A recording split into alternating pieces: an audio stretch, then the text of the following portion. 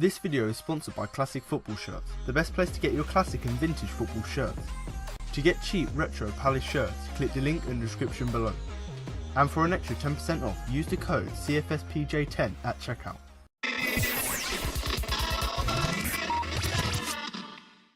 Hello and welcome to the Crystal Palace podcast. I'm Alfonso Greenborough, and in today's podcast I'll be looking over the game against Everton by bringing you my match review player rankings of my man of the match. As well as this, I'm also going to bring you interviews with Roy Hodgson and Connor Wickham after the game. So let's begin.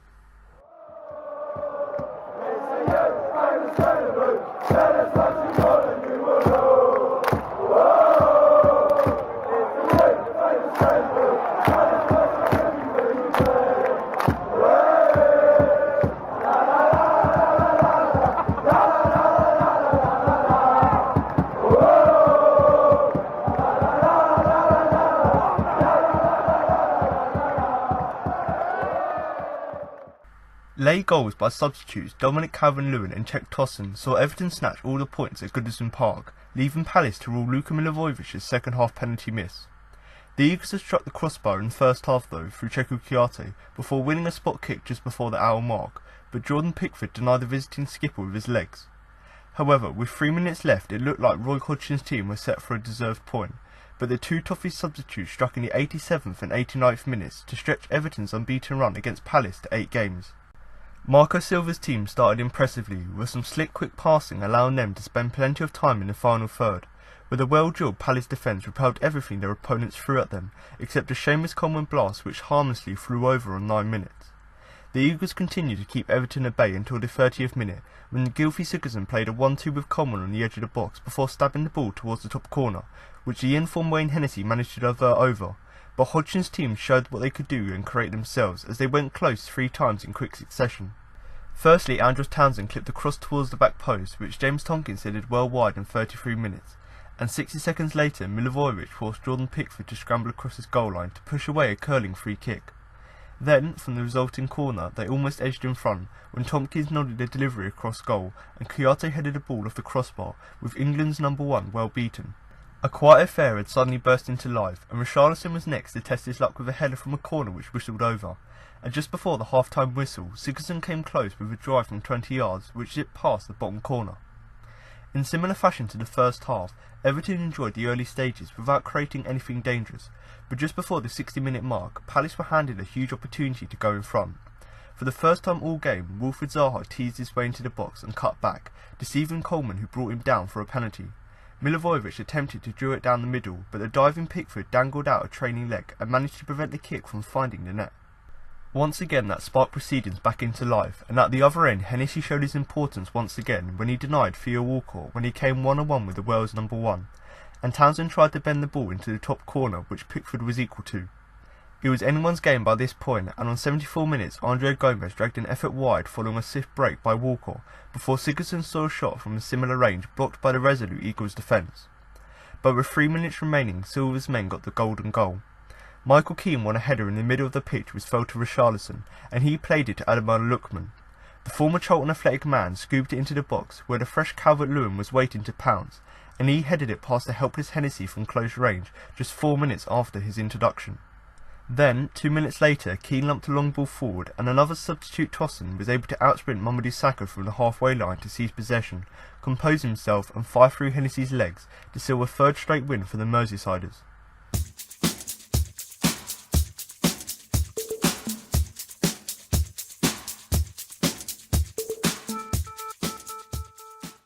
It turned out to be an afternoon to forget on Merseyside as Crystal Palace lost out 2-0 against Everton on Sunday. Late goals from substitutes Dominic Calvert-Lewin and Czech Tosin gave Marco Silva's men all 3 points at Goodison Park after Luka Milivojevic had an earlier penalty saved for the Eagles. But there were several talking points arising from the game. Here are some of them. Jordan Ayew and the change of formation. Alexander Sorloth is the only Crystal Palace striker to have scored a goal this season, but he missed out having suffered with a virus in the week. But while Jordan Ayew was fit, he was dropped to the bench for this game after failing to score since joining the club in the summer. Instead, Roy Hodgson reverted to playing Wilfried Zaha and Andros Townsend up front, as he did towards the end of last season. After the game, Hodgson said that he was happy with how the duo performed up front, as he discussed his attacking options in his post-match press conference, but they did not mention Ayew by name, with the on-loan Swansea City man an unused substitute on the day. The atmosphere. Selhurst Park has not had the same atmosphere as it traditionally has this season, but Goodison Park was very quiet for large periods of the game. The two teams entered the field to a rapturous reception, but the home faithful were very quiet in the early stages, with Palace doing their best to frustrate them. Indeed, Palace fans could be heard on more than one occasion singing "Is This a Library?".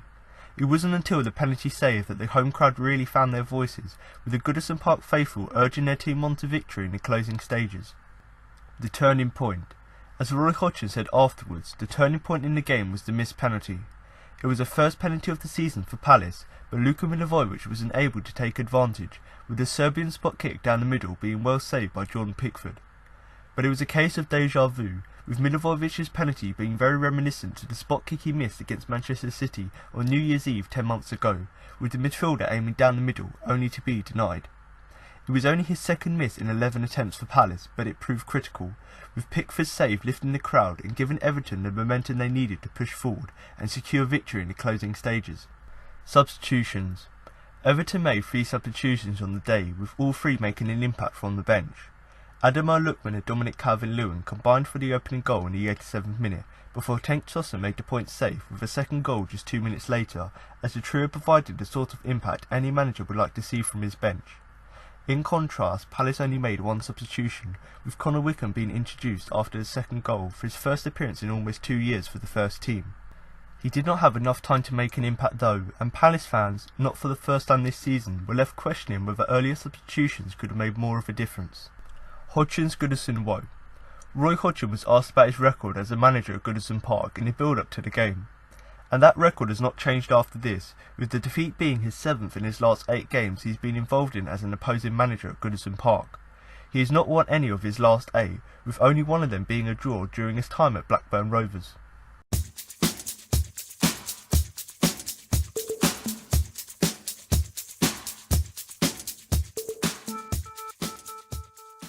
So I'm now going to move on to the player ratings, but before I start, don't forget you can follow us on both Twitter and Facebook at Crystal Palace for all the latest Palace news. And also, if you are on Facebook, do feel free to join our Facebook group, which is a really great place to join with discussions and also share your opinions with other fans. And if you are someone like myself who does often like to go on forums, not only to post your own opinion, but just to read what others are saying, then of course I would also recommend you do join the Facebook group, because like I said in that little introduction, if you are someone who like to share your opinion, as well as sort of having discussions, whether that be about the games, whether that be about certain players, if you are someone who likes to do that, then of course the Facebook group, much like a forum, is a great place to go. Now if you are someone, once again like myself, who likes to keep up to date with all things Palace, then of course you can follow both our Twitter and Facebook pages. Now we do regularly update these with the latest news, whether that be sort of player interviews, whether that be transfer rumours, anything like that, we do regularly update it. So if you do want another place really to get all the latest news, as well as read some of our polls and vote in our polls, as well as just sort of reading our general sort of opinions and views about games or about players, then of course do head over and follow us on both our Twitter and Facebook pages at Crystal Palace. Now another great place to share your opinion is in the YouTube comments, so if you are listening to the podcast on YouTube, then of course feel free to drop a comment below the video with your player ratings, where you rate the players' performances from 1 to 10, with 10 being the best. Now even if you don't want to do this, or even if you're an Everton fan and you don't want to comment with your Palace player ratings, then of course just comment below with your general views of the game, how you thought the game went. Do you think that if Palace had made some substitutions we could have gone on to draw the game? Do you think that if we had scored that penalty, maybe that would have changed the complexion of the game? Whatever it is, do feel free to comment that below, and that's mainly so that other people who come to the podcast, they can obviously listen to my views in the podcast, but also it gives them an opportunity to not only listen to me, but also read what other fans thought about the game, just to get sort of a more sort of broad view of the game. And in terms of me personally, I obviously have my opinion of the game, but I do often quite like to read up what others had to say of the game, so do feel free to comment your opinion of the game, whether you're an Everton or Palace fan, mainly because myself and others can come to the video and basically just read and compare your opinion to our opinions as a whole. But like I've said already, main thing I really want you to do is just give your player ratings, just so I can compare how you rated all of the players' performances and just compare that to my own and see whether we sort of had a similar outlook overall of the game. Now, if you do want to follow any of the social media pages that I've mentioned, or of course join the Facebook group, then do check all links that will be in the description below. But I'm now going to move on to the player ratings, and I'm going to start in goal with Wayne Hennessy, who, considering he's had such good form over the last few weeks, and this is something we haven't actually seen from Hennessy in quite a long time, basically other than the last sort of year or so, he's been very inconsistent. You know, when he first came to Palace, started making a lot of mistakes, but as I've said repeatedly this season, he keeps carrying on this good form, and bar someone like Wilf, he's been our best player this season. Now, even though we did lose the game 2-0, and you could argue conceding 2 goals isn't great, I do think Hennessy carried on his great form at the start of the season, and once again put in a good performance. So for that reason, I'm going to give him a 7 overall.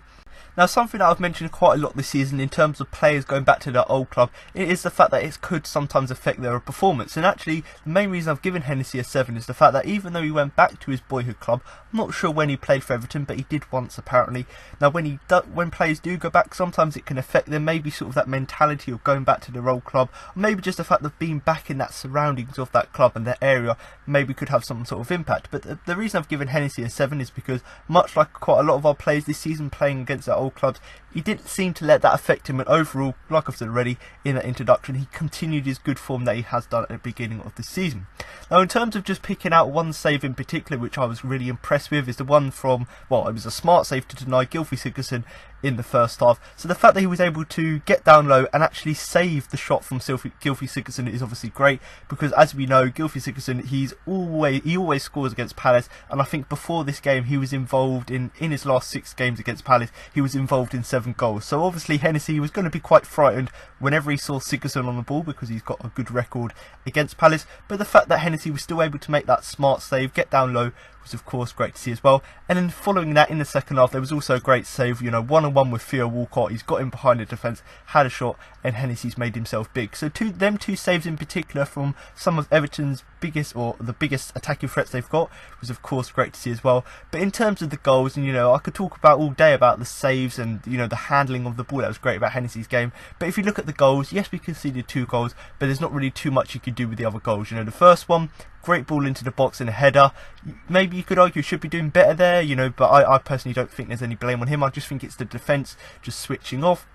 And in terms of the other goal, yes, it went through his legs, but I don't really think he didn't really have too much chance with that, mainly because Mamadou Sakho should have been doing better and actually shouldn't have let the, you know, I think it was Tech Tusson actually get past him. So rather than blaming Hennessy because it went under his legs, and I've seen people criticise him, I personally don't criticise him for that, because actually it's the defence's fault for playing such a high line. And then the fact that Mamadou Sakho couldn't catch up with him, that was of course the downfall, and that's the main reason we conceded that second goal. But overall, like I've said already, the main reason I've given him a 7 is the fact that he had that mentality of going back to his old club, didn't let that affect him. The fact that he made 2 smart saves, you know, one from Sigurdsson, one from Walcott, they're the main 2 saves that impressed me, but of course there were a few other ones as well over the game. But the main thing for me really is just his handling as well. So this is something we've come to expect from Hennessy recently, because of how much he's upped his game since sort of the beginning of last season. It's the fact that things like handling now, he's solid there. He always puts in sort of 6 or 7 out of 10s now, and that's obviously great to see as well. And you know, I've said this already, but you know, especially at the beginning of last season, especially under Frank de Boer, he was terrible at his handling, his kicking, everything was really bad. But the fact that he's now putting in consistent performances, and you know, things like handling which were terrible before, the fact that he's now sort of getting that right and actually using it to help the team was of course great to see as well. But overall, Wayne Hennessy here, I'm going to give him a 7 overall, because like I've said already, I do think he put in a fairly solid performance. Not at all can be blamed for the 2 goals we conceded, and obviously that them 2 saves, you know, from Sigurdsson and Theo Walcott were great as well. And obviously, like I said, the final point for me really that impressed me is obviously his solid sort of handling of the ball throughout the game.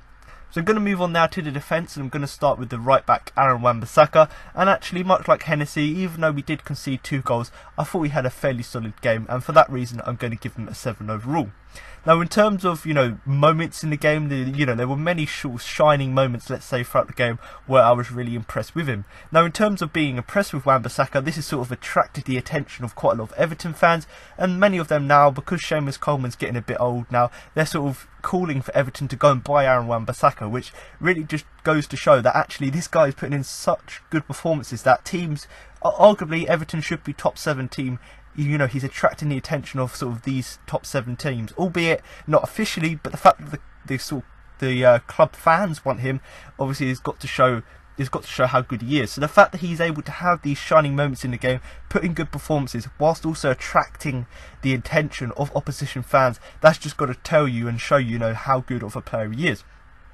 Now, in terms of some of the shining moments we saw here against Everton, like he always does, he was making tackles left, right and centre. So I think it was Bernard, Everton's new signing. He was not having much joy down that side, mainly because Wan-Bissaka was making these tackles, bringing that ball off of players and actually getting forward. The fact that he was doing it so well, especially against someone like Bernard, was of course great to see as well. And that was one of the main reasons why Everton fans have been calling for Everton in January or even in the summer to buy Wan-Bissaka, is mainly because he kept one of their new signings fairly quiet, considering how much impact Bernard had, in previous games. So the fact that he was able to deal with a player who had been in good form and deal with him so well is of course great to see as well. Now, in terms of one of the things I've talked about quite a lot this season with Wan-Bissaka is the fact that his forward play, so how he gets forward. I actually think that in this game here against Everton, yes, he wasn't that great in terms of getting the balls into the box, but the fact that he was able to sort of bring that ball out of the defence and actually drive forward with it, albeit he didn't have the end product in terms of that final pass or that final cross, the fact that he was able to do that was of course great to see as well. Now, in terms of bringing the ball out of defence, there was sort of one particular sort of standout moment for me personally, and that was obviously where he showed quite a lot of calmness. He was I think he was under pressure from about 2 players, and the fact that he looked to get on the break and latch on to sort of a long ball forward, the fact that he was able to do that was of course great to see. So the fact that he was able to show calmness when under pressure surrounded by 2 players, bring the ball down and then break forward, that's of course great to see as well. And I do think that sort of opportunity came for when Jordan Pickford put a long ball forward. Wan-Bissaka was able to take the ball down, show calmness with that, and break forward. So the fact that he was able to do that was obviously quite impressive. Now, like I've said already, in terms of Bernard, I thought Bernard didn't really have the greatest game because of how well Wan-Bissaka was dealing with him, and that's the main reason I've given him a 7. It's the fact that how well he dealt with, Everton's attacking players. And I did think he done really, really well just to shackle Bernard and really just sort of restrict the amount of chances that Bernard did have in the game. And as I've said already, I thought he got forward quite well, especially that chance, as I said there, with Jordan Pickford's ball forward. The fact that he was able to combine that attacking threat with just his normal sort of amount of blocks and tackles was of course great to see as well. But I suppose the only negative about his performance is just the fact that there was one time where he got caught out of position in the first half. But you expect that from some players. A player could put in a 9 out of 10 performance, but they still make an error somewhere, maybe give the ball away. But the fact that Wan-Bissaka only had one sort of mistake or one time where he was caught out of position whilst combining all of these tackles and challenges in his game really is quite impressive for me. So the main reason I've given him a 7 overall is just the fact that he was, the shining light in what was quite a drab performance from Palace. The fact that he was making tackles, making challenges, getting the ball off players, whilst also just getting forward when he can, as well as restricting people like Bernard. That was of course great to see. So Aaron Wan-Bissaka here, the right back, a 7 for him. So I'm now going to move on to the centre-back Mamadou Sakho, who I'm going to give a 5 overall for his performance. Now, in terms of his performance, this Mamadou Sakho has been one of these players recently who's had spells where he's been pretty decent, pretty solid, and then he's had other spells, especially in this game here against Everton, where he was just quite sloppy and weren't really up to the standard we've come to expect from him. Now, in terms of this game here against Everton, I think that in terms of his overall play, it was quite disappointing, and obviously I'm just going to outline a few of the reasons why. So in terms of passing, I talked about Aaron Wan-Bissaka being very composed considering his age and actually being able to take the ball from the defence and go forward. Now, in terms of Sakho, he was the complete opposite in that respect, in the fact that he kept playing some very loose passes, and obviously considering Everton have got so much threat up top, if we keep giving the ball away to them, they're obviously going to punish us and they put us under quite a lot of pressure because we just gave the ball to them so freely. And actually quite a few times, we know Mamadou Sakho is relatively good at playing the ball out from the back normally, but quite a few times here against Everton, especially for the second goal we conceded, he was obviously caught out of position a number of times. Now, like I've said already, even though it wasn't his best game overall, and that's why I've given him a 5, I do think we need to consider that actually, despite us playing bad and him not playing that great, he still kept Everton at bay for large periods of the game. So if you look at the game as a whole, if you're looking at sort of up to the 85th minute or so, you would say that actually if the game finished there, 0-0 would have been a fair result, and you would say actually Sakho done decent and alright. But considering in fact we conceded them 2 late goals, and one in particular was his fault for not tracking his man properly and just letting him so freely get past him, him. That is the main reason why he didn't really have his best game, and the main reason I'm going to give him a 5 overall, because I certainly think if he hadn't have made that mistake, or even if we hadn't have conceded them goals, forget the mistake, just hadn't conceded at all, I'd probably think we'd give Sacco a 6 overall for his performance. But the thing that I really didn't like about his performance, and the main reason I've given him that 5, is just the fact there were far too many dodgy moments where he was trying to be clever, but he was just overplaying the ball. But like I've said already, generally, aside from them few moments of madness and obviously the goals we conceded, actually I thought he was generally quite decent. So you've got to consider that, and you've got to consider both sides of the story. But the main reason I'm going to give him a 5 is just because I was really disappointed with his overall performance. The fact that he was good in some parts, but the fact that he couldn't keep up that consistency for the whole game, and then goes on to make silly mistakes like giving the ball away, like not tracking his man for the goal, they're the sort of things that really did disappoint me. But I've got to say, you know, you look at our back line, you look at it and you're looking at it and going, Tompkins and Saka are fairly decent at ball playing centre backs. You've got Patrick Van Aanholt and Wan-Bissaka who are very good at driving forward. So we've got players there who can play the ball out from the back. It's just that Sacco, sometimes he's absolutely excellent when he does it, but he wasn't so here, and you hit this game was sort of his opposite, where he's not really good at effective in it. So he needs to get that balance right, and much like the whole back four, we've got lots of talent in terms of playing the ball out from the back. We just need to see it a bit more and a bit more accurate, because certainly with Sacco, he's got that ability, he's so good at it, just sometimes he just gives us a few dodgy moments, tries to take it a bit too far, and tries to do sort of Cruyff turns on the edge of the area. It's like, don't do that, just play the simple pass. And there were a few occasions where he was putting the team under danger because he was being silly. But like I said, overall, other than them few little silly things and the goals we conceded, overall I thought he had a fairly decent game, but not quite up to his standards, so I do think a 5 is a fair result for him. So I'm going to move on now to his centre-back partner, and that is of course James Tompkins. Now, much like Mamadou Sakho in terms of, he wasn't necessarily the greatest in terms of his standards, but I still thought he had a fairly decent game, and that's why I'm going to give him a 6 overall. Now, if I had to compare, you know, both centre-backs, I would definitely say that Tompkins had the better game, hence the reason I've given him a 6, mainly because he weren't necessarily at fault for the goals we conceded. Yes, you could argue as a backline, especially for the second goal, you shouldn't be playing as high line as they were, but if you put that aside, I actually do think Tompkins, the fact that he wasn't necessarily directly involved like Saka was in the goals, as well as the fact that he was just generally better in his play, I do think that's the main reason I've given him a 6 as opposed to the 5 I've given to Sacco. Now, in terms of chances he had himself, you know, move away from his defensive contribution, but chances he had actually to score in the game, you know, I think it was just sort of the half-an-hour mark. A ball's been put into the box by Andros Townsend. Tompkins has got his head on it and it went just wide. So once again showing that actually if you put the balls into the box, you've got an aerial threat there in Tompkins. But like I said already, he couldn't quite direct it on target, which, you know, we've seen him score headed goals, but he couldn't quite do it on this occasion. So you could say once again, like I said 2 weeks ago, we're just sort of ruining these missed chances now. We're ruining this lack of quality we have in the final third. And like we said here, we had another decent chance, we didn't take it, and once again it's come back to punish us. But like I've said, you know, if I had to compare both Tompkins and Sacco, I'd say Tompkins was better, as I've already said, mainly because he was just solid defensively for the most part, and he made quite a number of important blocks. So whereas I thought Sacco was fairly solid throughout the game, the fact that he made little errors and there weren't necessarily any specific tackles you can go, oh, that was fantastic, that is what really for me puts Tompkins' performance here against Everton aside from that of Sacco.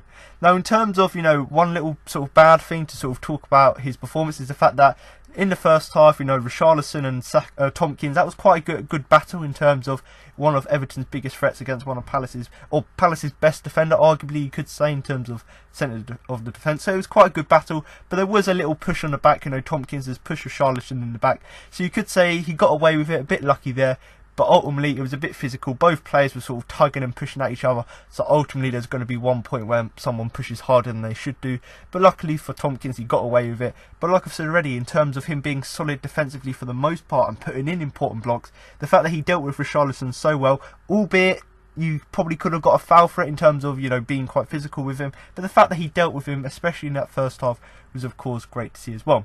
But other than that, other than the fact that he arguably maybe should have been booked for that foul with Charlison. Other than that, I thought he was quite immense at the back. Not quite good enough to get a 7 for his performance, because obviously, like I've said already, the 2 goals we conceded were quite sloppy. But the fact that he defended superbly and actually made up quite a lot of the time for his teammates' mistakes, you know, whenever Saka would make a defence and give the ball away, it would have to be Tompkins who has to run back, get back into position, and, you know, start from the back again and just defend. So it once again just goes to show that Tompkins, he is a very reliable defender, and certainly if he carries on performances like this in terms of mopping up his teammates' mistakes as well as just being solid defensively, that's obviously going to really put us in good stead going forward. Now, when you consider the next sort of 4 or 5 games or so are quite terrifying, you know, we've got the likes of Arsenal, Chelsea coming up, you know, these are games I've got no hope for, so we need people like Tompkins to stay at this sort of consistent level, putting in good performances, and we need people like Saka just to step up again.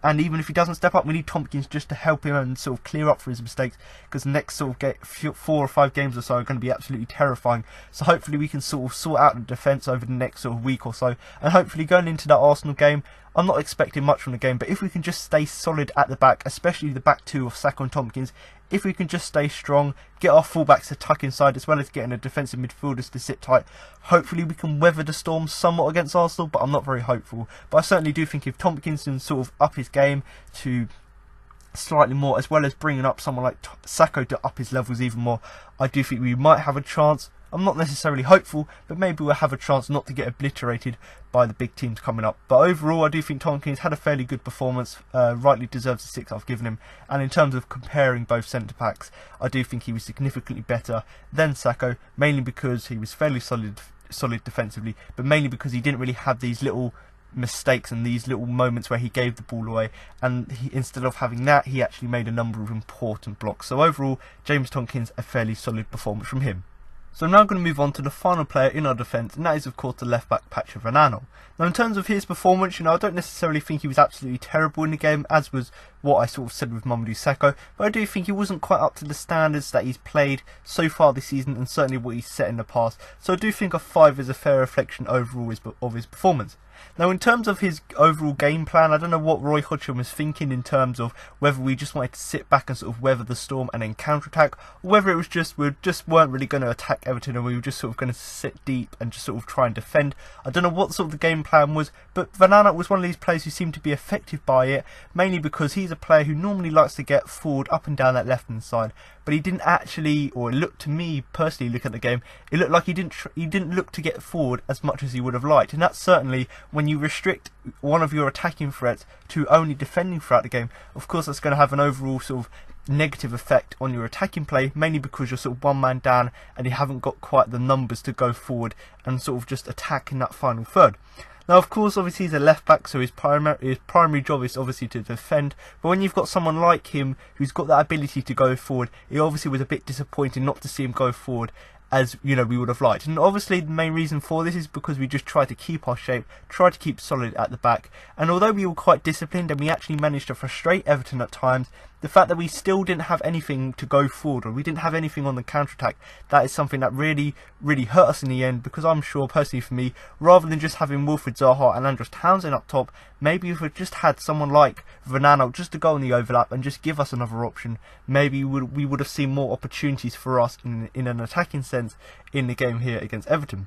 But overall, like I said with Saka, you know, generally he was decent throughout the game. He didn't necessarily do anything terribly wrong, but I just don't think there seemed to be a lot of danger down his side, and that's something that's something that's actually quite often this season's lacked in his game, in the fact that he hasn't actually got forward as much as he did, you know, in previous seasons, and obviously that's starting to sort of hurt him in the fact that he isn't necessarily helping the team in terms of the offensive play. So other than the game against Bournemouth where he scored, he's been quite lacklustre in terms of his attacking play this season, and once again here against Everton we didn't actually seem to see a lot of danger down his left hand side, mainly because it's important to concentrate on your defensive performance, but because he was mainly doing that, it sort of just neglected his attacking role, and basically meant we couldn't necessarily be as effective on the counter-attack as we have been previously, mainly because he didn't get forward as much as he would have liked. But overall, Van Aanholt here, you know, not necessarily terrible, and like I said with Sakho, you know, Sakho, other than a few mistakes, had a fairly decent game. The same could be said for Van Aanholt, and I personally don't really think there's too much blame on him for either of the goals we conceded. So overall, a generally sort of decent game from him. Probably would have been nicer to see him attack more, but I do think a 5 overall is a fair reflection of his performance. So I'm now going to move on to the midfield, and I'm going to start with the captain, Luka Milivojevic. Now this is a player who, if he hadn't have missed a penalty, which I'm going to go on to, I would have said overall he had a decent game, wasn't necessarily terrible, wasn't necessarily great, and like I said in previous weeks, he's slowly getting better, albeit he's not at the standard he set before. But because he combined a sort of average, lacklustre performance with the fact that he missed that penalty, that's the reason I'm going to give him a 4 overall for his performance. Now, in terms of before the penalty, just a few things to talk about. I do think the fact that he was caught in possession a number of times, and the fact that he was also booked in early on in that second half, is two really sort of key things really to pick out from his performance, because like I said already, I don't think he was necessarily absolutely terrible, but these two things in particular, the fact that we kept giving possession away to Everton, we kept making it easier for Everton to create chances and get into the area because we kept giving the ball away, and the fact that he was booked meant that he had to sort of tread carefully for the rest of the game in case he got a second booking. So these two things, combined with the fact that he missed a penalty and that seemed to affect his game overall, really seemed just to reflect how sort of, let's say, I don't want to use the word lacklustre because I don't think that was it, because there were some moments where I did like his play and there were some moments where I thought you're absolutely terrible, and that's the main reason I've given him the 4. But of course, like I've said already, if you combine the fact that you're giving away possession, then you get booked, and if you combine that with having a chance to redeem yourself but you missed that chance, and albeit a good save from Jordan Pickford,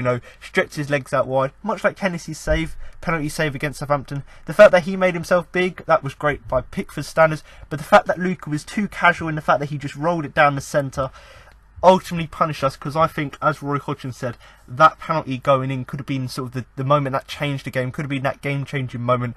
But ultimately for us, Luka, who's normally very reliable from penalties, was a bit casual, and that really just summed up his whole performance in the fact that I've given him a 4 because his overall play was too casual, giving away possession too much, was booked obviously for making niggly fouls, as well as missing that spot kick. All of these things sort of combined together really just sort of summed up his whole day in the fact that whatever he did, it weren't really good, and there was no sort of positive thing really to pick out about his performance. But like I said already, he missed the penalty, got booked, and he gave away possession, so they're the main things about his performance. But he did do okay generally in all of his other plays, so in terms of making a few challenges and just giving that bit of protection to the back four, I thought he'd done that fairly well. But when you consider things like giving the ball away, that is so crucial. If you keep doing that, you're going to just allow the opposition to put pressure on you. If you get booked, you're going to obviously restrict yourself to what you can do. And if you miss a penalty, the fans are going to get on you, your team's going to get on you because you've missed a chance to get back into get ahead in the game. When you do that, it's really sort of going to outweigh the sort of general sort of good things you've done in the game, mainly because he could have been the match winner for us. So overall here, Luka, another disappointing performance from him. Do comment below whether you think he should be dropped, whether you do think he should lose the captaincy, or maybe whether you do think he just needs a rest or a bit more competition, i.e. maybe someone like Meyer and Kouyaté starting midfield as opposed to Luka playing alongside Kouyaté or Meyer. So maybe we need to change things up, but do comment below what you think. But overall, I do think a 4 is a fair reflection of his game, considering the fact that he kept giving the ball away, got booked, and obviously missed that penalty. And I'm not going to talk too much more about the penalty, but like I've said, and like many people have said, if we had scored that could have been 1-0 up, that could have been a moment that changed the game, and maybe we could have gone on to eventually win the game. But overall, a disappointing performance from the captain.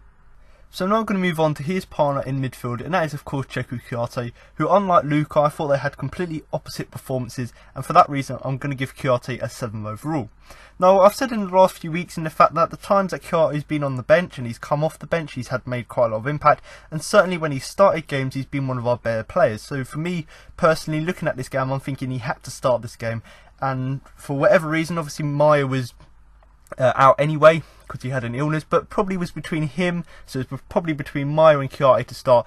But obviously because of Meyer being out, Kouyaté started the game, and actually it was a right decision because even though it's between them two, we only had the option of one, and actually it turned out to be a good decision by Roy Hodgson, because once again Kouyaté put in a good performance. Now the reason I bring up the point in terms of who we could have played is because Roy Hodgson recently has been playing basically the teams that fans want to play, which we can see make the most impact. We play the best in, i.e. playing Chiarte with Maya in the midfield.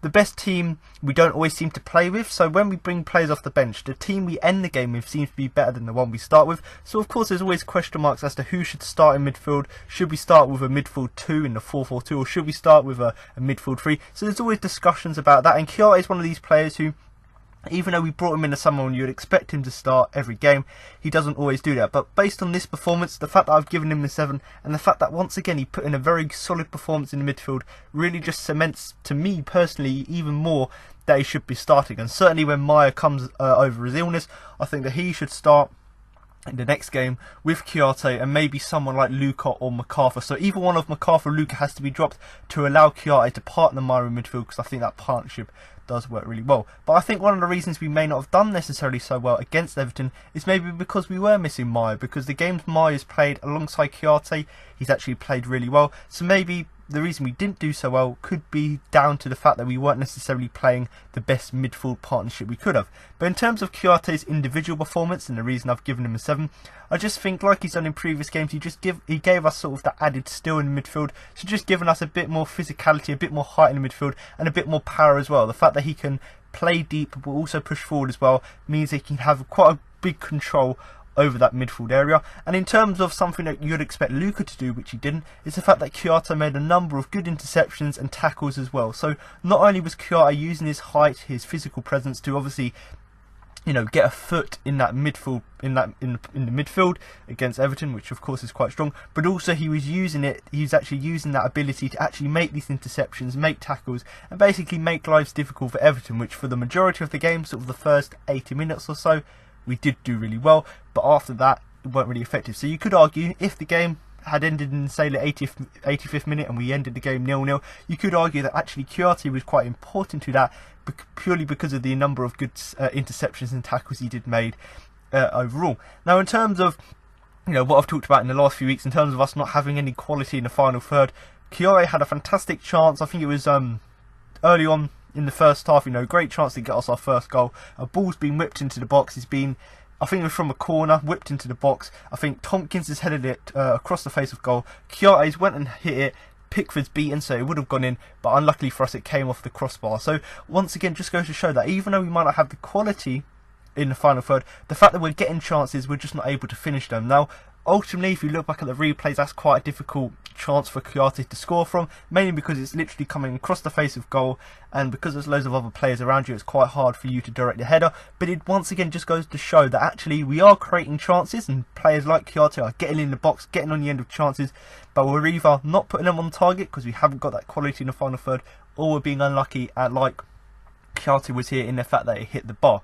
Now to be honest, I thought, once again, just really to summarise Chiarte's performance, you know, I do really think he was the best midfielder on the day. You know, like I've said already, the fact that he controlled the midfield with that physicality he brought to the side was obviously quite crucial. But I think the word to use is terrific, because I thought, even though it was quite a drab performance from the whole team, I do think his sort of quality did show throughout the game. And you know, he wasn't fantastic, but the reason I've given him a 7 is he was just given a little bit more than, let's say, other players were on the field.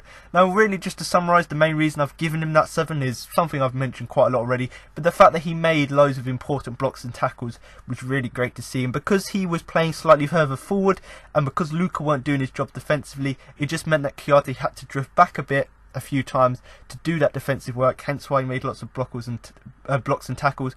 Otherwise, I think if Luca had done his job properly and was making loads of blocks and tackles, I think Chiarte could have been given a little bit more freedom to go forward and use that physicality to drive through the middle of the park. But like I said at the beginning, you know, I do think before the game there's a bit of a debate as to whether Chiarte would start, Maya would start, whether MacArthur might be dropped. There was loads of different debates as to what the starting 11 would be. Personally, for me, I do think it was the right decision to start Chiarte, and I do certainly think if Maya had been available, I do think it would have been, because knowing Roy Hodgson, I think it would have been a decision between Chiarte and Maya. But personally for me, if we did have the option of Maya, I do think someone like MacArthur, who I'll go on to, I think maybe he should have been dropped, or Luca should have been dropped, to allow us to play a midfield 3, which obviously contains both Chiarte and Maya. But hopefully, you know, Maya overcomes that illness and was able to play next week against Arsenal, because I do think, given this performance from Kouyaté and given how good Maya's been recently, I do think actually together in midfield they could be very effective.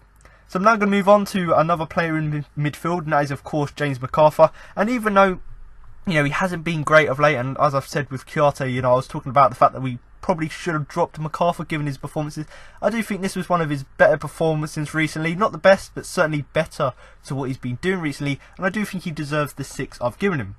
Now, in terms of just sort of describing his performance, I did think he put a shift in, and that's something that we come to expect from McArthur. You know, he's a very hard-working player, albeit sometimes he can be great and scores goals, gets assists, and sometimes he can completely be anonymous in the game. But something you can always rely on is the fact that he always puts in a shift, always gives his all for the team, and certainly that's what he's done here. Now, the thing I liked about his performance most is the fact that, as well as playing slightly further forward than his midfield counterparts, he was also doing the defensive duties as well. And because he was playing sort of on the right hand side, slightly further forward, obviously than our other two sort of anchored midfielders, that obviously meant that it was his job to give protection to Wan-Bissaka on that right hand side, and I certainly did think he done that. Now, although his primary job, obviously playing on that right hand side out wide, was obviously to get forward, create chances, but ultimately, because we were quite restricted and we didn't quite have that quality in the final third, it often meant that McArthur, because of the domination of Everton, he obviously had to do his defensive duties as well. But the fact that you've got a player like him who's very flexible anyway, because he can play out wide when he's normally meant to play central, but the fact that he can obviously combine sort of his attacking rate and his work rate, and combine that with defensive duties in terms of supporting Wan-Bissaka, that was of course great to see as well. Now, of course, because he was playing in that midfield 4, obviously meant we had a little bit more sort of control of the game, as we have done compared to sort of previous games where we play a 4-4-2, but it's quite wide and obviously there's lots of space there. Because we were playing quite narrow, it obviously meant that although we didn't provide much attacking threat because it was quite narrow, he still was able to, you know, start up attacks, not necessarily be involved in it, but obviously be able to start them as well. And like I've said already, I keep going back to this point, but the fact that he worked hard playing in that position, both offensively and defensively, was great as well. Now, in terms of the first half, I think he gave the ball away quite a lot late in that first half, and that led to quite a few dangerous attacks, but ultimately they didn't come to anything. So you could say we were quite lucky, or you could just say Everton weren't necessarily, you know, didn't really have that quality. But whatever it was, he gave the ball quite a lot, gave it quite a lot away in that sort of first half, and especially towards the end of the first half. But after that, I do think in the second half he did improve quite a lot. He worked as hard as ever in that second half, and you know, this is a game of 2 halves essentially, because in the first half McArthur weren't really that effective, still put a shift in, weren't really that effective, but in the second half, especially that superb pass he put to Aaron Wan-Bissaka, which obviously led to a good attack, the fact that he'd done that was obviously great to see. But although he'd done great things in the game, you know, i.e., you know, putting these passes forward, so although he wasn't the greatest offensively because he was playing quite narrow in that midfield 4, the fact that he was still able to have chances like the one he gave to Aaron Wan-Bissaka was obviously quite impressive. But I still think there wasn't quite enough impact from him offensively or defensively. So although he did do his part in terms of our attacking contribution to the game, and he'd done his bit defensively, I still think there was something missing from his game, and he didn't necessarily give us enough impact, and he didn't impact the game enough. And that's not to say what he'd done was bad, and that's why I've given him the 6, because I thought it was effective at times. But if he had done it a little bit more, and literally, especially his attacking play, if he had tried just to impact the game a little bit more by making a few more runs, putting a few more balls into the area, maybe we could have seen a much better performance from him. But overall, I do think James McArthur, certainly in terms of our midfield, was one of our better players, and alongside Kouyaté, I did think they done a reasonable job. But obviously McArthur, with him playing slightly wide but still in a narrow sort of our 4 midfield, he was playing quite narrow in that. I think he didn't have necessarily as much chances to go forward and make an impact going forward as he would have liked, but I still thought the fact that he helped out with his defensive duties down that right hand side was obviously great to see as well. So overall, James McArthur, you know, do comment below with your views about his performance and whether you do think he should start the next game. But like I've said here, the main real points for me, really the reason I've given him a 6, is that even though we were playing quite a narrow formation, I still thought he'd done his defensive work good, but he possibly could have had more impact going forward overall. So I'm going to move on now to one of the players who's been up for quite a lot of discussion recently, and probably if Maya had not been ill, or even someone like Saul hadn't been ill, I'm sure they would have started in his place. But Jeffrey Stopp started the game, and like he's been doing this season, bar the game against Fulham where he was quite good, bar that, I think he's had a really terrible start to the season, and certainly another bad performance here, which I've given him a 4 overall for. Now obviously, like I've said already, because people like Meyer and Sorloth and even Ayew could argue that, you know, they didn't play in the game, it ultimately meant that Slup obviously kept his place in the side, which arguably quite a lot of people were annoyed about, including myself, because he was fairly ineffective in previous games. So I think why continue to play him when you've got someone like Ayew, who, even though Ayew hasn't done much better than Slup, I'd rather have Ayew than Slup, mainly because if you get that little bit more effort, then, you know, I'd rather have someone put in 50% in and put in 50% in as opposed to 25%. But whatever, Roy Hodgson went with Slup, and, you know, you've got to go with the manager's decision, but ultimately it weren't really that good of a decision, because where he was playing on that left hand side, because we changed the formation, obviously you would think it would suit him, but ultimately, even though we changed the formation, even though we continued with Slup, it didn't seem to have any impact overall on the game, and it was a fairly disappointing performance from him once again. Now obviously, just to talk about his performance overall, you know, he did get forward a few times down that left hand side, but much what has been the theme with him this season, he just lacks that final quality, that final pass or that final shot, and that's the thing that's really disappointing for me, really, is the fact that he's been given a chance. He played well against Fulham, he's been given a chance again, but once again he hasn't shown up, and that really just goes to show either how much of an inconsistent player he is, in the fact that he can play good one game, play bad the other, or maybe it's just the fact that he isn't a left winger, he isn't a striker, maybe his position is actually a left back, but because we've got someone like Van Aanholt playing all right at left back, it ultimately means that Slup's sort of in a no man's land, in the fact that there's no real place for him really to fit into the squad. Whatever it is, he doesn't really seem to be playing well at the minute, and whether it's the fact that Roy Hodgson doesn't know how to use him, doesn't know how to utilise him, and, you know, maybe he just can't find a system to put him into it, whatever it is, he doesn't seem to be playing that well at the minute. And like I said here, you know, against Everton on Sunday, I do think he done better than he's done in previous games, in the fact that he tried to get forward, but he just lacked that quality, that final pass and the shot, and ultimately that's why I've given him a 4, because I was really disappointed with his lack of contribution in the game. Now, much like McArthur, in the fact that it was a game of two halves, I could argue that Slup got slightly better in the second half, and compared to the first half, I thought he carried the ball forward a lot more and a lot better in that second half. And yes, ultimately, like McArthur on the opposite side, I do think he done an alright defensive job as well. But ultimately, I do think overall, you know, it was a fairly disappointing performance from Slup. But personally, for me, I've seen people giving him 3s and 4s, so I do think a 4 is a fair reflection overall, because like I've said, we didn't really have any option to play him. It was either him or Ayew. I probably would have gone with Ayew, mainly because Ayew is the lesser of the worst players, let's say. You know, Ayew's done slightly better, albeit not great, than Slup this season, so I would have preferred him to start. But Roy Hodgson stuck with Slup. He didn't necessarily make as much impact as we would have liked, and considering we changed the formation to something which seemed to suit Slup, you know, especially against Fulham first day of the season, that really didn't seem to affect his game, and overall it just led to him having an overall disappointing game. But Jeff Slup here, playing on the left of our midfield 4, I'm going to give him a 4 overall, but once again a very disappointing performance from him. So now I'm going to move on to our final 2 players, and that is of course the 2 strikers, and I'm going to start with Andros Townsend, who I'm going to give a 6 overall for his performance. Now, as I said there, in terms of the front 2, obviously this is something that worked really well for us last season, in the fact that Townsend played up top with Zaha, and it seemed to work quite well for some games last season, not for others, but for the majority of the time that it was used last season, it seemed to be quite effective. Now, because the last few games we haven't necessarily been scoring many goals, Hodgson decided to go back and revert back to the old system. And although it did work in glimpses, the fact that Everton were able to keep us quite quiet throughout the whole game, and they managed to limit our chances, ultimately goes to show that it was not as effective as we thought it would be. And ultimately, towards the end of the game, Townsend in particular started drifting wide, especially to that right hand side, which ultimately just went to show that actually maybe that front 2 weren't really quite working as well as it had done previously, and that's why we had to sort of change it up by moving Townsend to the right and obviously Zaha a bit more to the left, and letting players like Wickham, when they came on, obviously to fill in that role up top.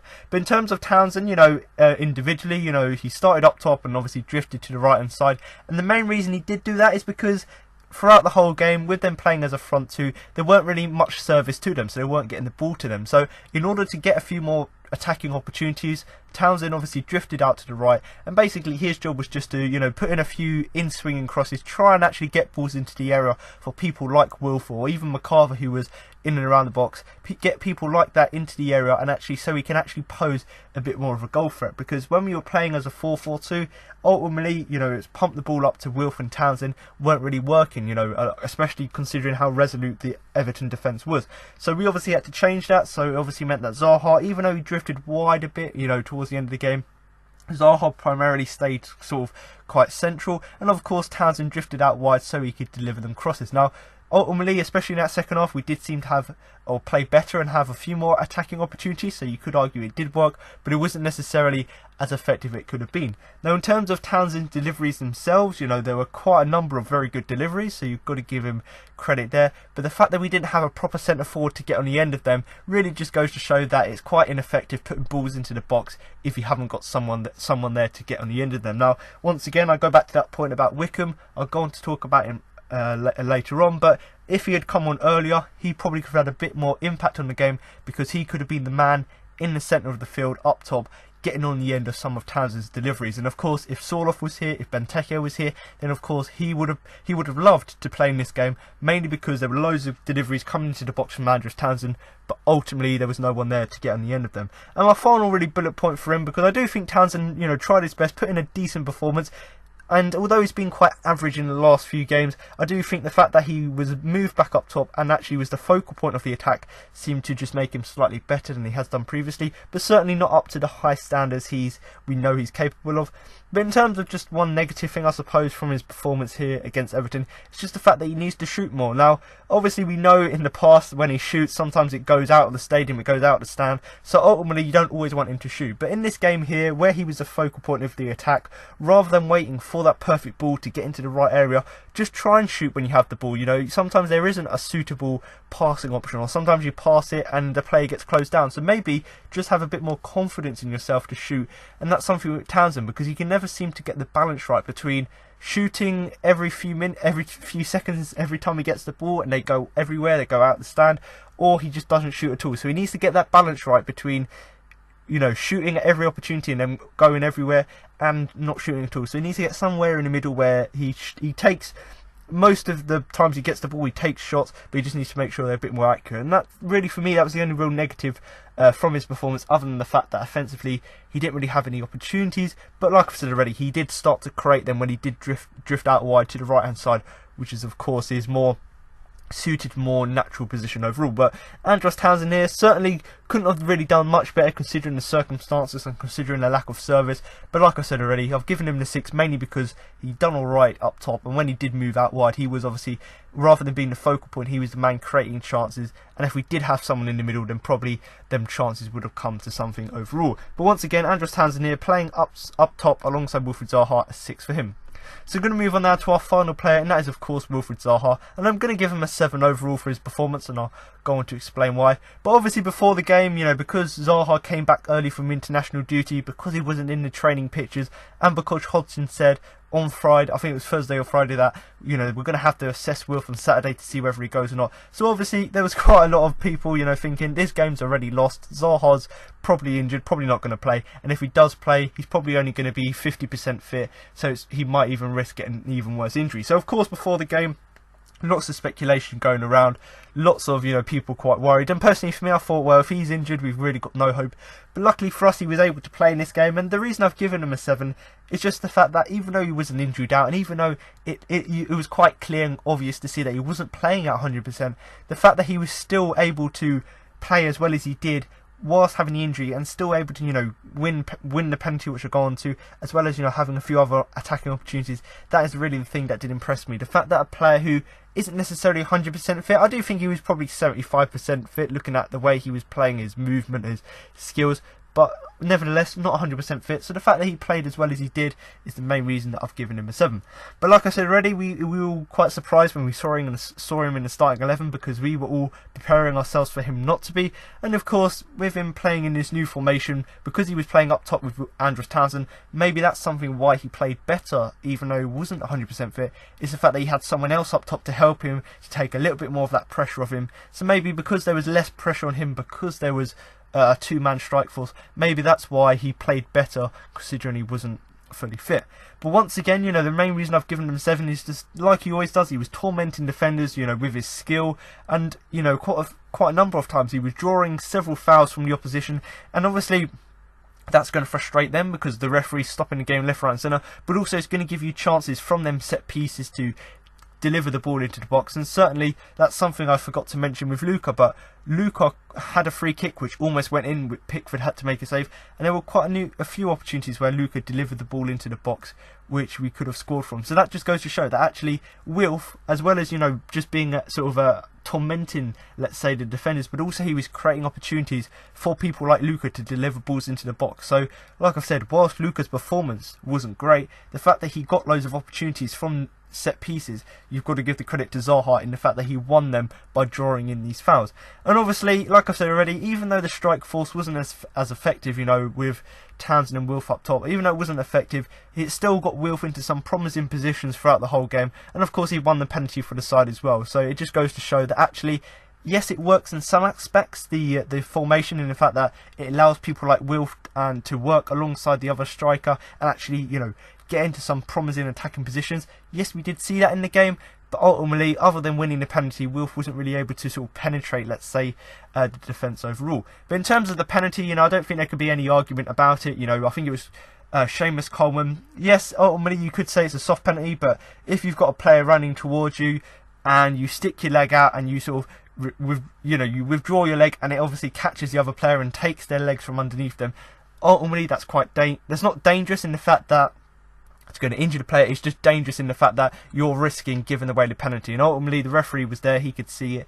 And people like Chris Sutton have come out and said, oh, it was definitely a penalty, but Wilf was looking to dive. It's absolute nonsense. You've literally contradicted yourself in the space of one sentence. In one moment, Chris Sutton saying, yeah, that's a penalty because obviously the defender's sliding in there, he's caught his foot. But then he's saying that Zaha shouldn't have fell over because it was soft. It's like, get your words right. This guy makes no sense. And certainly there were a few people like that. But if you look back at it, yes, it was a soft penalty to give away.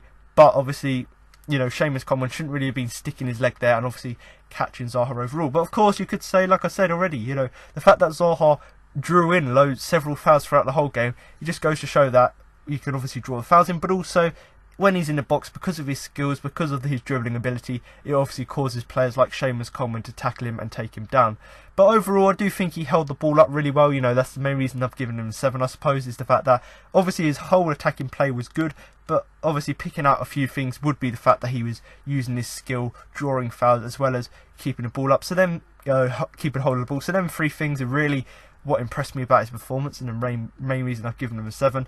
And obviously, like I said, the fact that he was able to draw players towards him obviously meant that people like Andrew Townsend had a little bit more space, albeit not necessarily that effective in using that space, but obviously nevertheless that sort of strike force gives players a lot more space to attack. And much like what I said with Andrew Townsend in the fact that he needs to shoot more, the same could be said for Wilf here. He got himself into some promising positions, but sometimes it might be that he over dribbles it, or the fact that he's got 3 players around him because Everton are marking him so closely. Whatever it is, it just obviously limited his chances, but maybe it would have been better just to see him shoot on a few more occasions, because at the end of the day, the worst thing you can do is shoot and it goes out. So just shoot at every opportunity, because eventually all of them are going to go in. But once again here, Wilfried Zaha, 7 for him. A good attacking performance from him, considering he wasn't 100% fit. And hopefully, by my next week's game, we have a few other players back. And if you combine that with a fully fit Wilfried Zaha, obviously I'm not saying we're going to have a great chance of getting something, a draw against Arsenal, but if we have all of our best players back and we play well, then we might have a chance to at least get something from the game, but it does certainly look unlikely. But overall, Wilfried Zaha, a 7 for him. So now I'm going to move on to the subs, and obviously we only made 1 sub in this game, and that was of course Connor Wickham. And as you heard in the 5 things we learned, obviously Everton made very good use of their substitutes. They brought 3 players on, 2 of them got goals, and 1 of them got an assist for 1 of them goals. So it just goes to show that actually substitutes can make an impact on the game, and Roy Hodgson needs to see that, because Roy Hodgson's very stubborn in the fact that he doesn't make changes, and look what happens when he doesn't make changes. The opposition do, and it changes the game, and that's all that was needed in this game. But overall, Connor Wickham, can't really give him a rating overall because he came in quite late in the game. But if you're looking at who he came on for, MacArthur, you know, I wouldn't say MacArthur was the worst midfielder on the day. I just think he wasn't as effective as he could have been. So in the 89th minute, Connor Wickham came on for him. And of course, he was just, you know, he's just returned to the first team for the first time in about 2 years. So of course, just nice to give him a few minutes run out, and nice for him to actually show now that he's at a stage where he's hopefully, you know, touch wood, that he's come over his injury wise, and hopefully now, given the fact that he can, you know, there's no Benteke, hopefully he can get a chance in the first team. But of course, he was given a late run out here, but like I said, not really enough time to make an impact. And actually, it would have been much nicer for him to actually come on in a position where we were drawing, or maybe even if we were losing 1-0, coming into the team, having, you know, putting a good or having had the team put in a good performance, so that he'll be nice for him to come on the field. Whereas we were actually relying on him coming off the bench to score for us to get us back into the game, and obviously that's putting pressure on him, as opposed to us sort of welcoming him back onto the pitch after his injury. But overall, you know, you can't really expect Connor Wickham to change the game too much, given the fact that he came on in such a short space of time,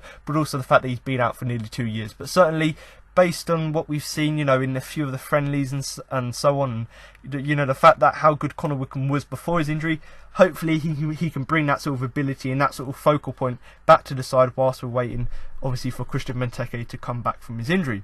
Now, overall, just to give you my overall sort of summaries of the game, you know, you've got to give a little bit of credit to Hodgson, because personally for me, I was really annoyed with Hodgson because of his stubbornness, the fact that he didn't make changes.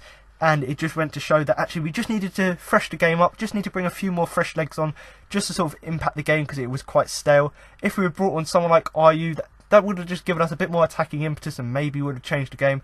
But obviously Roy Hodgson's stubbornness was bad again. But if you look at it from another side, you've still got to give a little bit of credit to Hodgson and the team, because if we had scored that penalty, we might have won the game, or at least drawn the game. But also, if the match had stopped before we conceded them 2 late goals, we would have, you know, all been talking quite positively about the performance. But because Hodgson, you know, was quite stubborn, didn't make these changes, that's why we're not going to be talking positively about this performance. You know, positives to take from it is the fact that for almost all of the game, we obviously would have kept the clean sheet if we didn't concede them 2 late goals. Overall, it was a better performance than we've seen previously, so there are a few positives to take from it, and ultimately, if it did finish 0-0, we would have been looking at it going, yes, it's not ideal, but a clean sheet, an alright resolute defensive performance. But because Hodgson sort of failed to make these changes is basically why we obviously didn't go on to draw. And of course, you've got to look at the penalty as well. If that had gone in, that might have changed the game. So I am going to give a little bit of credit to Hodgson in the fact that for the majority of the game, we were resolute defensively. But I am going to obviously criticise him for the fact that he was too stubborn, didn't make changes, and that's what was needed in the game. It was quite a stale game, but once again, he didn't quite do it. And that's obviously the one criticism for him, is the fact that to kill the game off, we just need to bring subs on the bench, albeit they're not like-for-like subs. You know, if it has to be someone like Ayew, who's normally plays as striker, bring him on for Jeffrey Sharp. Just change the game slightly, because we just needed something to kill the game off. And obviously, we needed to be sort of proactive rather than reactive. So rather than being reactive in the fact that when we've conceded a goal, then you bring on a substitute, when you see it's not going your way, be proactive and actually make a change, whether that be bring on someone like Riedewald for Slup just to shore things up, or whether that be you bring on Ayew for Slup as well, or even bring on like someone like Connor Wickham earlier on in the game. Do something to be proactive and try and change the game before you have to react to something that has happened. And of course, when you look at Everton, both their subs scored the goals, as well as one assisting it. So it just goes to show that actually the changes, when you make changes, they can actually impact the game, as we saw with Everton there. And you know, fresh legs is important. You know, people might say sometimes the subs you bring on might not be as good as your 11 that's playing, but actually I'd much rather have a lesser quality player with 100% sort of fresh legs coming onto the field just to sort of help us kill the game off, or just to see it out, as opposed to having just keeping the same 11 and just, you know, being stubborn as Roy Hodgson was. Now, of course, this is quite an obvious negative in the fact that he should have made subs. The fact that someone like Luca was really poor, and you could have brought someone like Riedewald on just to give us fresh legs, or, like I said already, you know, someone like Wickham bringing him on earlier. And of course, you know, the fact that Saka was doing relatively well throughout the whole game, but then makes a mistake. Obviously, it's all different things sort of come together, which obviously quite obvious negatives overall of the game. Now, in terms of my final 3 really points about the game, is the fact that Zaha obviously showed moments of class like he's been doing all season, but obviously he was doing everything right other than scoring. So it just goes to show that actually sometimes we pin so much pressure on Wilf that he can play well, but sometimes he can't obviously do everything right, and that's obviously in this case with scoring. And of course it's a shame that actually Connor Wickham in the circumstances had to come onto the pitch in quite, it was quite grim in the fact that we were 2-0 down, he's coming on, couldn't really do too much to change the game. So really it was quite disappointing from him, because it would have been nice for him to come back, have a nice welcome back. Even if we were 1-0 down, it would have been nice for him just to come onto the pitch with a slightly better mood, in the fact that we probably would have been talking a little bit more positively about the performance if that had been the case. But once again, Connor Wickham, albeit I personally think he should have been brought on sooner, even when he did come on, it would have been nicer for him to come on in sort of a nicer sort of circumstance or nicer environment, because ultimately that's what he deserves after being out for so long. Now, my final really bullet point is something that I've already mentioned, but I really just want to sort of end on this, because although this is quite a negative result in the fact that we're going into a very difficult run of games now, we haven't won in a few weeks, that we're going into quite a difficult time now, and the fact that we're still 15th is a miracle, and we could be in a relegation zone by Christmas. Now, obviously that's the reality. That's probably going to happen. But the positive to take from this performance is the fact that if the game had finished on the 87th minute, we probably would have been talking positively overall about this performance. So that's something to bear in mind, because although the performance was pretty bad, not necessarily the greatest, and we obviously weren't really taking our chances and we weren't really defending properly, hence why we conceded them sloppy goals. But if you look at it from another perspective, you've got to look at it and go, yes, we've got difficult games coming up, but if we can play like we did in the sort of 87 minutes of this game, in the fact that we were very solid at the back and we just cut out all the different mistakes and just at least pose some sort of counter-attacking threat to the opposition. If we can do that, and I'm not saying we will have a chance to get them against the the top teams, but if we do perform like we did in the first sort of 87 minutes or so, whilst cutting out any stupid mistakes, then we might have a chance going forward. Now, I personally am not hopeful of it, but of course all you can do is hope that we'll see something like that in the future.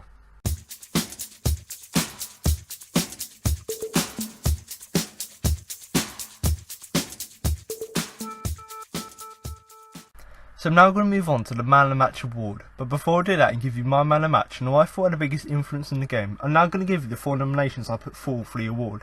Now before I do that, I obviously give you my 4 players who I thought really had a better game than some of the other players on the field. I'm just going to sort of go through the game as a whole once again, and like I've said already, at the end of the player ratings, you've got to give a little bit of credit to Hodgson and the team obviously, because if we had scored the penalty, it would have changed the game and we might have probably won the game, or at least draw the game as well. So that's something to consider as well. And like I've said already, and I've said this quite a lot at the end of the player ratings, but if the match had stopped on 87 minutes, then we probably would have been talking a little bit more positively about the performance. And certainly if we had drawn the game, the players who I'm about to mention will be getting a little bit more praise, and people will be focusing on them as opposed to talking about how negative the performance was. And that's why I wanted really just to highlight these points, is the fact that because it was such a bad performance at the end of the day, it is why these players necessarily are not getting as much credit, considering how, well, I wouldn't say how good their performance was, it was just how much better they were than some of their peers in the side. And once again, I talked about, not bringing on subs, not killing off the game. I do think if we had actually been proactive and brought players on and combined it with the players who I'm about to mention, if we combined it with these players who were playing well, then we might have had a chance to at least get something from the game overall. But the 4 players I've gone with are Wayne Hennessy, Aaron Wan-Bissaka, Cheku Kouyaté and Wilfried Zaha. So in terms of Wayne Hennessy, I've said he's been on this shortlist for many games this season, mainly because he's just been absolutely consistent, unlike he has been in previous seasons. And this was a performance once again where he made fantastic saves, one from Gylfi Sigurdsson in the first half and one from Theo Walker in the second half. So not only was he making saves at crucial parts in the game, but also he had very good handling throughout the game. So whether it be him playing the ball out from the back, whether it be him just commanding his area, whatever it was, as well as making the saves, he was obviously having an overall very positive performance. And as I said with the substitutes, when you've got players like Wayne Hennessy, like Wan-Bissaka, like Kouyaté, like Zaha, when you've got players like this playing well and other players around them aren't playing that great, then you need people to come off the bench, hence why we needed to be proactive. And actually they could have helped players who were already playing well just to try and influence the game even more. Now, in terms of Aaron Wan-Bissaka, the second name on my list, as usual, like Hennessy, he's been on here quite a lot this season on the shortlist.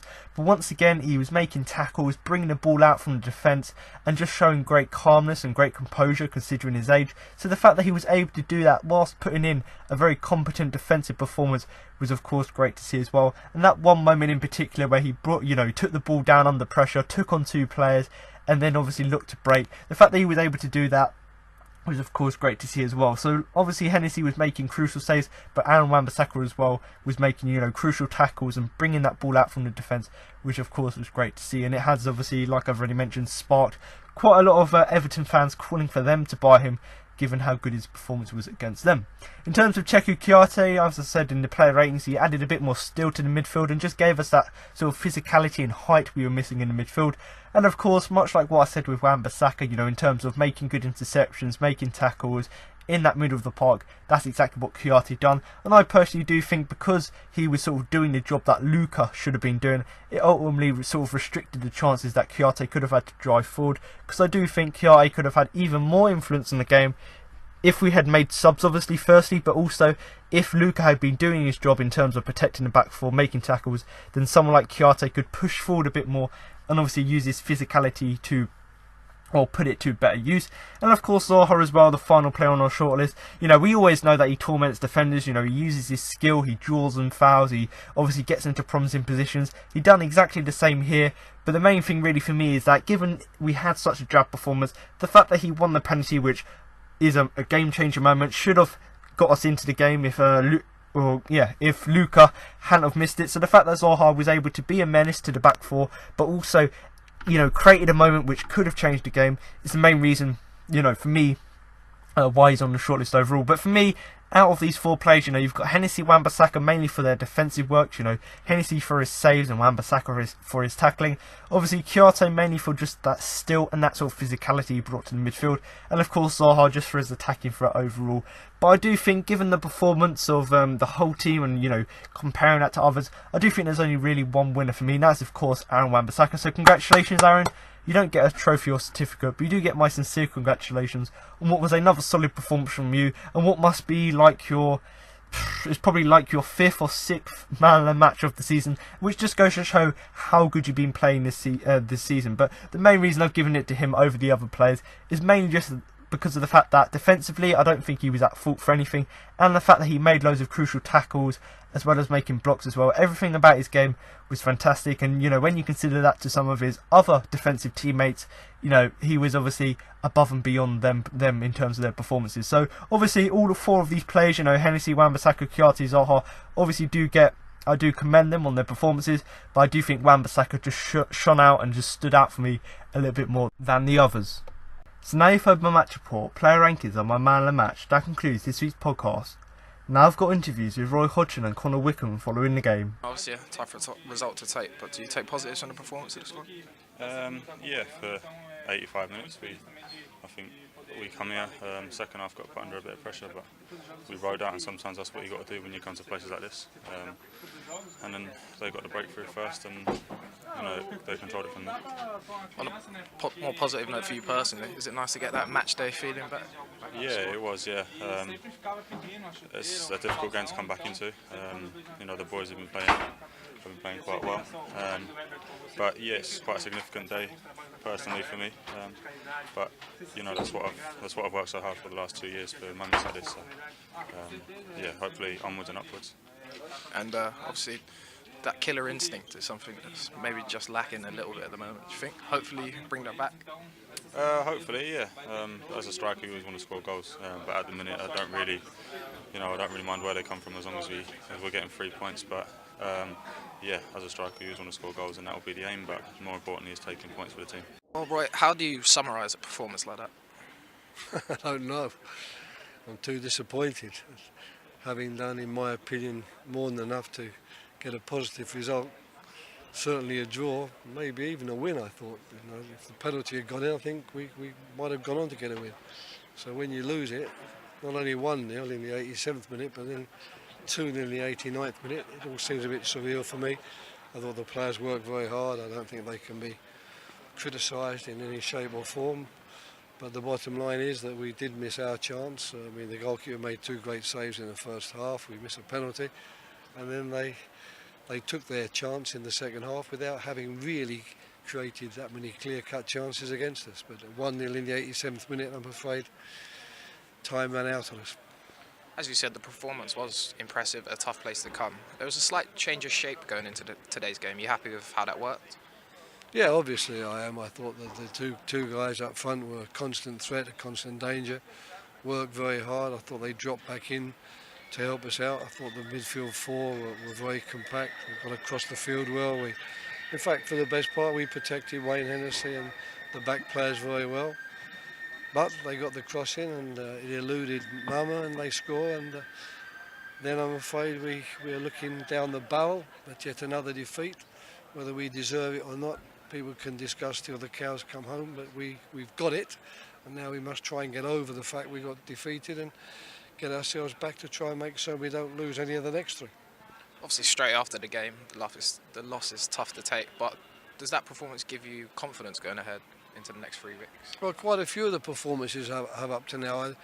The number of points we've got from the games is nowhere near as good as we wanted. That can't be denied. But I don't think it's been because we've been playing particularly badly. But there is a clear, not problem, but a clear situation which somehow or other we need to resolve, and that is we can't keep trying to play 0-0. We've got to win some games, we've got to score some goals. So I'm hoping now that I'll get Surloth back, I'll get Mayer back, Connor Wickham's played today, Christian Becky's not miles away. And I do think that, with that amount of firepower at my disposal, we will score some goals. And if the team is as compact and as organised and as disciplined and hard-working as they were today, then the results will come. The fans were very good, backed us throughout. Always good to see that. And we're very disappointed that we haven't sent them home happier, and we're equally disappointed that we're not going home happy ourselves.